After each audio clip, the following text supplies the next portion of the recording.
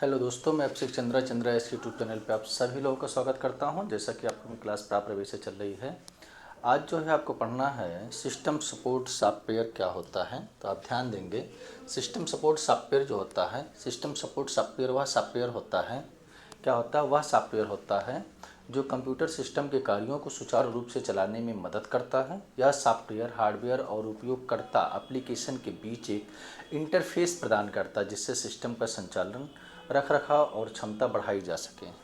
ये जो होते हैं हमारी जो है, पहला यूटिलिटी सॉफ्टवेयर और दूसरा हमारा होता है लिंकर। यूटिलिटी सॉफ्टवेयर मदद करने वाला होता है। लिंकर क्या होता है, दो या दो से अधिक सॉफ्टवेयर को आपस में लिंक करता है। आगे लिखा होता है लोडर। लोडर क्या होता है, ये program ROM means read only memory firmware में होता है। ये सेकेंडरी मेमोरी के प्रयोग को मेन मेमोरी प्राइमरी मेमोरी में लोड करता है। उसके बाद होता है डिवाइस ड्राइवर। ऐसे सॉफ्टवेयर जो सीपीयू के साथ में पेरीफेरल डिवाइस को कम्युनिकेट करने में मदद करते हैं, जैसे ओएमआर हो गया, प्रिंटर हो गया, डिजिटलाइजेशन। उसके बाद होता है डिबगिंग। डिबगिंग मीन्स कह सकते हैं डिबगर। डीबगर एक ऐसा टूल्स या सॉफ्टवेयर होता है जो प्रोग्राम में होने वाली त्रुटियों मीन्स एरर को खोजने और सुधारने में सहायता करता है। कंप्यूटर प्रोग्राम के कोड में कोई भी गलती हो सकती है जो प्रोग्राम को गलत तरीके से चलाने या रुकने का कारण बनती है। ऐसी समस्याओं को दूर करने के लिए डीबगर का प्रयोग किया जाता है। उसके बाद होता है आपका यहाँ पे शेड्यूलिंग एल्गोरिथम इन ऑपरेटिंग सिस्टम। ये क्या होता है, ऑपरेटिंग सिस्टम में शेड्यूलिंग एल्गोरिथम को सीपीयू समय आवंटित करने के लिए प्रयोग किए जाते हैं। ये एल्गोरिथम सिस्टम संसाधनों व कुशलतापूर्वक उपयोग निश्चित करते हैं, प्रक्रियाओं के बीच निष्पक्षता बनाए रखने और सिस्टम प्रदर्शन को अनुकूलित करते हैं। यहाँ आपके द्वारा उल्लिखित शेड्यूलिंग एल्गोरिथम का प्रयोग विस्तृत रूप से किया गया है। यहाँ पर लिखा गया है नॉन प्रिएटिव शेड्यूलिंग एल्गोरिथम क्या होता है, फर्स्ट कम फर्स्ट सॉल्व। एक नंबर क्वेश्चन पूछा जाएगा फुल फॉर्म ऑफ एफ का, तो फर्स्ट कम फर्स्ट सॉल्व। इसका जो प्रक्रियाओं को उसी क्रम में निष्पादित किया जाता है जिस क्रम में वो रेडी में आती हैं। फ़ायदे इसे लागू करना आसान है। नुकसान क्या है, यदि क्यू में एक लंबी प्रक्रिया पहले आती है तो छोटी प्रक्रियाओं को लंबा इंतजार करना पड़ सकता है। इसे कोयल प्रभाव भी कहा जाता है। उसके बाद आपका होता है, यहाँ पे आप ध्यान देंगे, प्राथमिकता शेड्यूलिंग क्या होता है, प्रायोरिटी शेड्यूलिंग जिसे कहते हैं। प्रत्येक प्रक्रिया को एक प्राथमिक प्रायोरिटी दी जाती है और उससे उच्च प्राथमिकता वाली प्रक्रिया को पहले निष्पादित किया जाता है।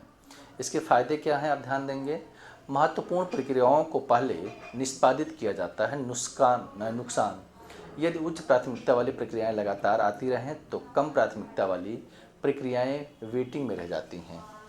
आगे देखिएगा, यहाँ पे लिखा गया है मल्टी लेवल क्यू शेड्यूलिंग क्या होता है, प्रक्रियाओं को अलग अलग प्राथमिकता वाली क्यू में वर्गीकृत किया जाता है और प्रत्येक क्यू का अपना शेड्यूलिंग एल्गोरिदम होता है। इसके फायदे क्या हैं, विभिन्न प्रकार की प्रक्रियाओं जैसे सिस्टम प्रक्रियाएं और यूजर प्रक्रियाओं को अलग अलग तरीके से संभाला जा सकता है। नुकसान, इसे लागू करना और प्रतिबंधित करना जटिल हो सकता है। उसके बाद आपका होता है प्रिएम्प्टिव शेड्यूलिंग एल्गोरिदम, प्रिएम्प्टिव प्राथमिकता शेड्यूलिंग। इसमें जो होता है, सबसे पहले ध्यान देंगे, नॉन प्रिएम्प्टिव प्राथमिकता शेड्यूलिंग के समान, लेकिन यदि कोई उच्च प्राथमिकता वाली प्रक्रिया आती है तो वह वर्तमान में चल रही प्रक्रिया को रोक देती है। इसके फायदे क्या है, महत्वपूर्ण प्रक्रियाओं को तुरंत निष्पादित किया जा सकता है। नुकसान क्या है इसके, कम प्राथमिकता वाली प्रक्रियाओं को वेटिंग में रहने के लिए खतरा होता है। उसके बाद आपका होता है राउंड रॉबिन शेड्यूलिंग क्या होता है, प्रत्येक प्रक्रिया को एक निश्चित समय टाइम स्लाइड दिया जाता है और प्रक्रियाओं को राउंड रॉबिन से निष्पादित किया जाता है। फायदे क्या है, सभी प्रक्रियाओं को समान अवसर मिलता है और कोई भी प्रक्रिया लंबे समय तक सीपीयू को रोक नहीं सकती है। नुकसान क्या है, यदि समय स्लाइड बहुत छोटा है तो कंटेंट स्विचिंग का ओवरहेड भी बढ़ सकता है। उसके बाद होता है multi level feedback queue scheduling क्या होता है, इसमें कई क्यू होती हैं जिसकी प्राथमिकताएं अलग अलग होती हैं। प्राथमिकताएं अपने व्यवहार के आधार पर एक क्यू से दूसरी क्यू में जा सकती हैं। फ़ायदे क्या हैं इसका, यह विभिन्न प्रकार की प्रक्रियाओं को लचीले ढंग से संभालता है। नुकसान क्या है, इसे लागू करना और प्रतिबंधित करना जटिल हो सकता है। उसके बाद आपका होता है अन्य प्रकार के scheduling algorithm, other types of scheduling algorithm, short job of first. विवरण क्या है इसमें? सबसे कम समय लेने वाली प्रक्रिया को पहले निष्पादित करता है। फायदे क्या? औसत प्रतीक्षा समय कम होता है। नुकसान क्या होता है? लंबी प्रक्रियाएं वेटिंग में रह सकती हैं। आगे ध्यान देंगे यहाँ पे लिखा गया है शॉर्टेस्ट रिमेनिंग टाइम फर्स्ट। तो इसका जो होता है SJF का प्रिमिटिव संस्करण, जहाँ सबसे कम शेष समय वाली प्रक्रिया को निष्पादित किया जाता है। फायदे क्या हैं? FJF के समान लेकिन प्रिमिटिव होने के कारण अधिक लचीला होता है। नुकसान क्या है? SJF के समान ही ये सभी एल्गोरिथम ऑपरेटिंग सिस्टम में प्रक्रियाओं के प्रबंधन के लिए उपयोग किए जाते हैं और प्रत्येक के अपने फ़ायदे और नुकसान होते हैं। यही एल्गोरिथम का एक चयन सिस्टम की आवश्यकताओं और प्रक्रियाओं के प्रकार पर निर्भर करता है। आगे देखिएगा। Thank you. जिसके इरादों में जान होती है उसकी ही तय आसमान में उड़ान होती है। ध्यान देंगे, जिनके इरादों में जान होती है उनकी है तय आसमान में उड़ान होती है। आगे ध्यान देंगे। अंदाज़ा ताकत का लगाया जा सकता है, हौसले का नहीं। कभी भी अंदाज़ा जो है आप ताकत का लगा सकते हैं लेकिन हौसले का नहीं लगा सकते हैं।